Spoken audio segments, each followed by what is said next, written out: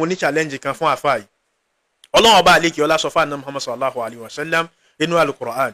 Ó ní kul in kana lakumud darul akhiratu khalisatan min duni nas. Tó bá ṣe pé ntòótọ́ ọ̀dọ̀ Ọlọ́run ọba tẹ́ yí kó dá yín lójú ìtẹ́ fi mọ̀ nípa àwọn ẹ̀mí burúkú àwọn ẹ̀mí kẹ́mí tó dá yín lójú dáadáa pé ntẹ́ ń ṣe dá yín lójú ẹ ní access sí spirit world fatamannahul mauta in kuntum sadiqin.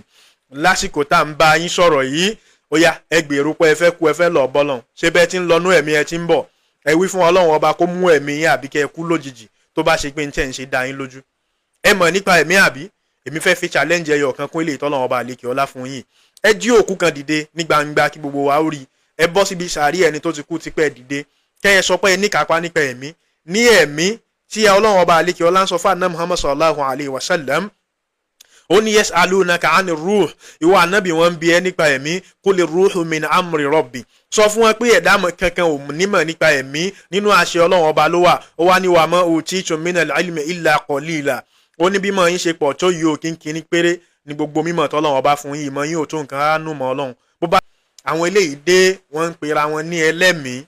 ẹ máa róran àwọn èèyàn láàrin wọn. Ẹ mọ̀ rẹ́ni tí ń pera rẹ̀ lámòye àgbà ẹ mọ̀ rẹ́ni tí ń pera rẹ̀ lóní theory ẹ mọ̀ rẹ́ni tí ń pera rẹ̀ ní ẹni ẹ̀mí. Ẹ má dá wọn lóhùn o òpùrọ́ ni wọ́n kìí ṣe ìlànà tasawuf lélẹ́yìí o. Kó tó di pé mọ̀ ṣe wáàsí fún yín lọ ẹ dákun. Iyyakum ya ma'ashara al-ikhwan gbogbo ẹ̀yin tẹ́ ẹjọ́ mọ̀ ya wa nínú ẹ̀sìn ẹ ṣọ́ra o. An tasma'u maqalata al-buhtan kẹ́ máa lọ gbọ́ àwọn ọ̀rọ̀ tó jẹ́ àwọn ọ̀rọ̀ àdáparọ́ àwọn àgbélẹ̀rọ ọ̀rọ̀nú tí ò sí nínú ẹ̀sìn wa tí ànábì Muhammad sallallahu alayhi wa sallam tó fi kọ́ wa. Qad dakhalu fi hadhihi al-buldan àwọn ọ̀ràn àwọn ẹ̀dá kan wọ́n ti wọnú àwọn ìlú wa yìí pàápàá jùlọ ilẹ̀ Yorùbá linashratil ilhadi wa shaitani láti máa sọ àwọn ọ̀rọ̀ àwọn ideology tí ó gbé yín jìnnà sọ́lọ́run ọba tí ó lé yín kúrò nínú Islam wọ́n ó sì máa pè fún yín ní Islam wọ́n ó máa pè fún yín ní tasawuf. Ìjọ kan ti dé ẹ rí picture kan lára àwọn aṣojú wọn àbí fídíò rẹ̀ nínú fídíò yìí lẹ́gbẹ̀ẹ́ mi wọ́n ń pera wọn ní RMQK wọ́n ń wí pé idea Islam ayé àtijọ́ àwọn infuse ẹ̀ pẹ̀lú idea tuntun. Ọlọ́run ọba ò gbé Islam kalẹ̀ lẹ́sìn tí làákàyè ọmọ ìdá ènìyàn kankan ó mọ̀ tún ṣe ẹ̀sìn lé látọ̀dọ̀ Ọlọ́run ọba gbogbo ohun tó bá wù kó jẹ́ làákàyè Ọlọ́run ọba pé ju tiẹ̀ lọ. Ẹ̀yin ọmọ ìyá wa kó tó di pé ẹ sọ̀rọ̀ ayín nù mo fẹ́ bẹ̀rẹ̀ wá sí mi lénìí pẹ̀lú àsọlẹ̀ ànábì Muhammad sallallahu alayhi wa sallam nígbà tí ń súnmọ́ gbẹ̀yìn tá ànábì ó jáde láyé nínú àwọn àsọlẹ̀ rẹ̀ fún wa. Ànábì sọ fún wa ó ní innahu man ya'ish minkum gbogbo ẹni bá gbáyé nù yín min ba'di lẹ́yìn ìgbà tí ìbá sí lórílẹ̀ ayé mọ́ fasayara ikhtilafan kathira irú ẹni bẹ́ẹ̀ yóò rí àwọn ìyapa ẹnu tó pọ̀ o ọ̀pọ̀lọpọ̀ àwọn ideology tí ìmọ̀ nǹkankan nípa lẹ́rìí táwọn èèyàn ó mọ gbédé wọ́n sì mọ wí fún yín pé ara ẹ̀sìn wa ló wà. Fa alaykum bi sunnati gbogbo tí mo là kalẹ̀ nílànà fún yín bẹ́ẹ̀mi ti ṣẹ̀sìn bẹ́ẹ̀ ni ẹ ṣe o ẹ gbá mú wa sunnatil khulafa'ir rashidin al-mahdiyyin bẹ́ẹ̀ ni ìlànà àwọn tí wọ́n jẹ́ khulafa'u mi àwọn sọ̀hábà mi torí pé ṣojú wọn l'Al-Qur'ani fi sọ̀kalẹ̀ àwọn ni mo ṣàlàyé ẹ̀sìn fún bọ́lọ̀ wọn bá ti ṣàlàyé rẹ̀ fún mi. Tamassaku biha ẹ gbá gbogbo tí wọ́n bá kọ yín mú dáadáa wa addu 'alayha bin nawajidh ẹ dì mú kókó mọ́dín tí ó sọnù lọ́wọ́ yín. Ẹ̀yin ọmọ ìyá wa ibi a ti ń wá solution káàkiri Ọlọ́run ọba ò ní jẹ́ àkàngbá kò ń bẹ̀ o. Àwọn eléyìí dé wọ́n ń pera wọn ní ẹlẹ́mìí ẹ máa róran àwọn èèyàn láàrin wọn. Ẹ mọ̀ rẹ́ni tí ń pera rẹ̀ lámòye àgbà ẹ mọ̀ rẹ́ni tí ń pera rẹ̀ lóní theory ẹ mọ̀ rẹ́ni tí ń pera rẹ̀ ní ẹni ẹ̀mí. Ẹ má dá wọn lóhùn o òpùrọ́ ni wọ́n kìí ṣe ìlànà tasawuf lélẹ́yìí o. Kó tó di pé mọ̀ ṣe wáàsí fún yín lọ ẹ dákun mo ní challenge kan fún àfáà yìí. Ọlọ́run ọba àlékè ọlá sọ fún ànábì Muhammad sallallahu alayhi wa sallam inú al-Qur'an. Ó ní kul in kana lakumud darul akhiratu khalisatan min duni nas. Tó bá ṣe pé ń tòótọ́ ọ̀dọ̀ Ọlọ́run ọba tẹ́ yí kó dá yín lójú ìtẹ́ fi mọ̀ nípa àwọn ẹ̀mí burúkú àwọn ẹ̀mí kẹ́mí tó dá yín lójú dáadáa pé ń tẹ́ ń ṣe dá yín lójú ẹ ní access sí spirit world fatamannahul mauta in kuntum sadiqin.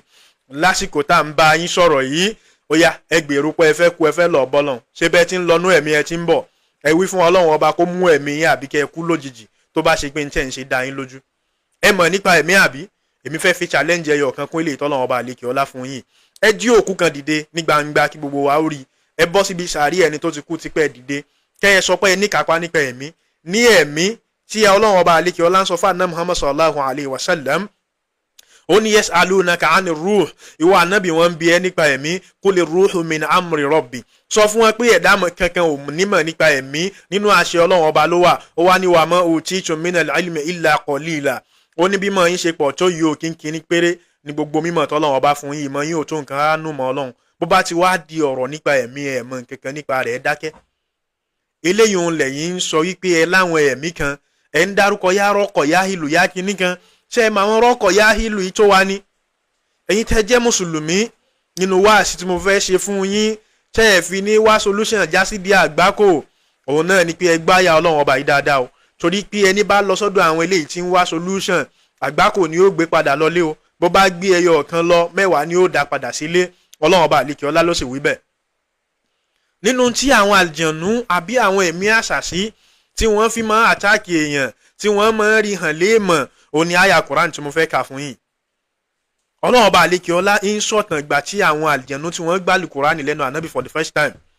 wọ́n wá sọ̀rọ̀ débi kan wọ́n wá ń wí pé wa annahu kana rijalun minal ins a gbọ́ pé àwọn èèyàn kan nínú àwọn èèyàn àwọn ọmọ ẹ̀dá ádámọ̀ àwọn ọmọ ànábì ádámọ̀ ya'udhuna bi rijalin minal jinn bí wọ́n bá fẹ́ wá ìṣọ́ wọn a máa wá ìrànlọ́wọ́ pẹ̀lú àwọn àlìjànú ni kí ni ìtàn tí ń bẹ lẹ́yìn ọ̀rọ̀ yìí òun ni pé àwọn lábáwá kí Islam ó tó dé bí wọ́n bá ń travel bí wọ́n bá dé dẹ́sàtì àbọ̀délé ahoro kan téèyàn kankan ò gbé wọ́n mọ̀ ipá àwọn àlìjànú burúkú ń bẹ ń bẹ wọ́n mọ̀ wá ìrànlọ́wọ́ asta'inu bi sa'imi hadha al-hayy alayk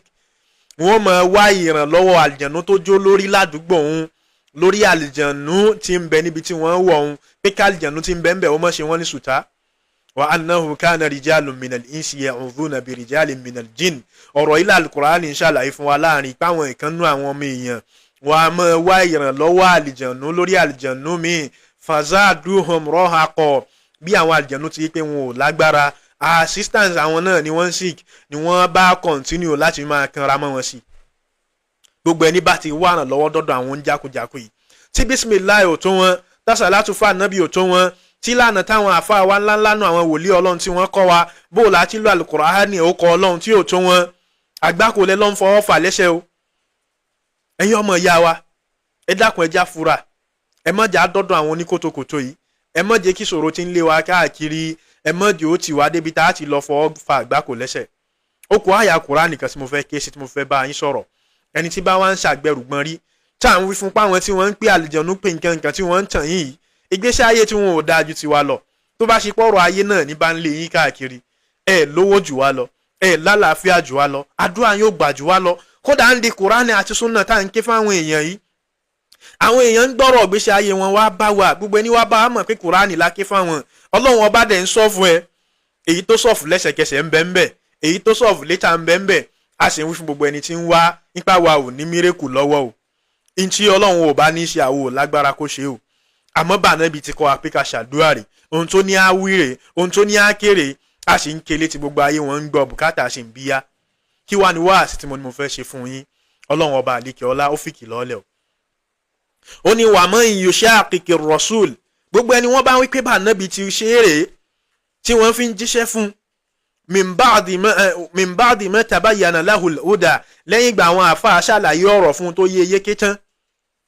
wa yattabi' ghayra sabilil mu'minin tí wọ́n sì wí pé báwọn àfáà ti ṣe é rèé àwọn àfáà ṣáájú àwọn sàhábà ó wá ń tẹ̀lé ojú ọ̀nà bòmíì tó yàtọ̀ sí táwọn àfáà là nílànà lẹ̀ fún wa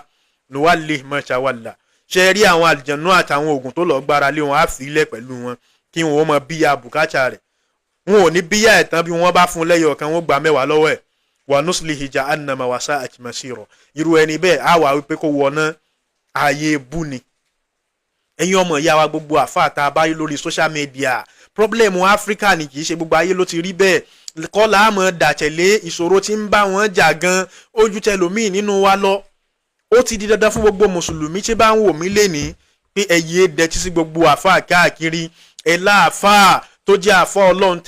tó jẹ́ ní ọlọ́run tẹ́ ẹ̀ rí mọ́lẹ̀ ọlọ́run lára rẹ̀ látara ọ̀rọ̀ ọlọ́run ọba tí ń jáde látẹnu rẹ̀ àtọ̀rọ̀ àná Muhammad sallallahu alayhi wa sallam tẹ́ ẹ máa tẹ̀lé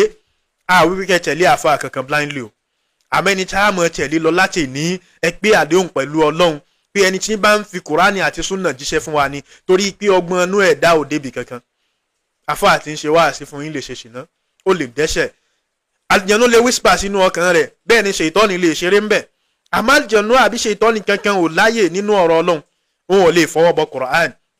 Inna nazzalna dhikra wa inna lahu lahafidhun. Àwa la sọ al-Qur'an kalẹ̀, àwa la sì máa sọ. Nínú t'Ọlọ́run bá fi ń sọ òun ni sunnah náà Muhammad sallallahu alayhi wa sallam. Wa ma yantiqu anil hawa, kì í sọ̀rọ̀ pẹ̀lú fẹ́nu, in huwa illa wahyun yuha. Bá ti fi Qur'ani ránṣẹ́ sí, bẹ́ẹ̀ náà la fi súnà ránṣẹ́ sí. A kàn ní kí Qur'ani ó máa jẹ́ ọ̀rọ̀ Ọlọ́run directly, kí hadith ó máa jẹ́ ní language àná Muhammad sallallahu alayhi wa sallam ni. Ẹ̀yin ọmọ ìyá wa ẹ má tẹ̀lé wọn. Gbogbo ohun tó bá wù kí wọn ó sọ pé àwọn dà, gbogbo ohun tó bá wù kí wọn ó rí kí wọn ó pera wọn. Ẹ dákun, ẹ jẹ́ á rántí ayọ̀ Ọlọ́run ọba nígbà tó tún àsìkò tá ànábì fẹ́ kúrò láyé, ànábì sallallahu alayhi wa sallam. Ọlọ́run ọba àlékè ọlá sọ àyà kalẹ̀, gbogbo ẹni bá tẹ̀lé ó ti mórí bọ́. Ọlọ́run ọba àlékè ọlá pé al-yawma akmaltu lakum dinakum, lénìí gbogbo ohun tó yẹ kẹ́ ẹ mọ̀ nínú ẹ̀sìn yín mo ti parí rẹ̀ fún yín. Wa atmamtu alaykum ni'mati, ìdẹ̀ra tí ń fún yàn kankan rí mo ti fẹ́ yín mùsùlùmí. Àwọn ìjọ tí wọ́n wá ṣáájú yín wọ̀nyí kírun wákàtí márààrún. Àwọn ìjọ tí wọ́n wá ṣáájú yín wọn kàn lè sọ pé ṣàhádà kí wọ́n wà àlìjánnà. Àwọn ìjọ tí wọ́n wá ṣáájú yín wọn ò ní Laylatul Qadri, wọn ò ní Ramadan, wọn ò lóríṣiríṣi àwọn nǹkan tá a fún yín. Mo ti ṣèdẹ̀ra fún yín tó pọ̀ nínú ẹ̀sìn àti nínú ìgbésí ayé, torí pé àwọn olófin tó múnádóko tó bá gbogbo ògbà mú bí eléyìí tá a fi sínú al-Qur'ani àti sunnah náà Muhammad sallallahu alayhi wa sallam. Wa raditu lakumul islam dina, bẹ́ẹ̀ ni mo yọ́nú sí islam lẹ́sìn fún yín. Ẹ dákun ẹ̀yin ọmọ ìyá wa, ẹ má jà wá nǹkan míì tí ò sọnù káàkiri mọ́. Bó bá ti kúrò ní islam kì í ṣe islam. Wọ́n lè pa aláró sufi, ṣùgbọ́n wọn ò ṣe sufi táwa. À ń fi dá yín lójú bẹ́ẹ̀ pé wọn ò ṣe tasawuf tó wa. Gbogbo ẹni bá mọ fọ́lọ́ ń ṣe ọfọ́ àgbà yóò mọ̀ pé lè tasawuf nìyẹn tó jiná. Ẹ fi wọ́n lẹ̀, ẹ fi ṣe ọwọ́ wọn lẹ̀, ẹ má lè èṣù káàkiri. Kò sí nkẹ̀kẹ́ ń bi bísímì yàrá ọkọ̀ yá hílù, bẹ́yìn ò bá ti lè pé ó kọ Ọlọ́run ọba, àṣetánì ní ń bá dòwò pọ̀. Ash-shaytanu ya'iduhumul faqra, wọ́n mọ̀ sọ fún yín pé àwọn lè ṣe nkẹ̀kẹ́ fún yín tẹ́ ẹ fi rówó. Ó dàbí wọ́n bá tàn yín tẹ́ ẹ bá rówó bẹ́ẹ̀, ò sì ní gbẹ̀yìn owó táṣetánì bá mú wá o. Ẹ lọ màmọ̀ dájú bẹ́ẹ̀. Àmọ́ gbogbo ẹni bá ti wá rìn kankan nú àwọn ìrìn yìí, Ọlọ́run ọba àlékè ọlá ní kí n wí fún yín pé wa man ja'ahu maw'izatun min rabbihi, gbogbo ẹni tí wàásí ti bá ti dé wá bá látọ̀dọ̀ Ọlọ́run ọba rẹ̀, fantaha, ó wá gbọ́ wàásí náà ó fi ti ń ṣe láì dálẹ̀, falahu ma salaf, gbogbo tí ń ṣe láì dá tẹ́lẹ̀ Ọlọ́run ọba ti ṣàforíjìn rẹ̀ fún. Ẹ̀yin ọmọ ìyá wa, ẹ sáré sari'un ila maghfiratin min rabbikum, ẹ sáré wá àforíjìn látọ̀dọ̀ Ọlọ́run. Wa jannatin arduha as-samawati wal ard, àti aljanna tó jẹ́ pé ó tóbi ju gbogbo tí ń bẹ nínú ayé àti sánmọ̀ lọ. Ẹni bá rìn lọ́jọ́ gbèǹde alkiyama tí yóò bá ṣe kòńgẹ́ aljanna, gbogbo ohun tó bá rí láyé òpòfo. Mo fẹ́ kásẹ̀ rẹ̀ ńlẹ̀ pẹ̀lú orin bàbá mi Sheikh Fọlọ́runṣọ́ Fágbà. Wọ́n máa ń sọ wípé ẹ máa bá a dárò ya o, ẹ máa bá a dárò ya, tálíkà tó jìyà láyé tó tún wọ̀nà lọ́run, ẹ máa bá a dárò ya. Allahumma arina al-haqqa haqqan warzuqna ittiba'ah wa arina al-batila batilan warzuqna ijtinabah. Assalamu alaikum wa rahmatullahi ta'ala wa barakatuh.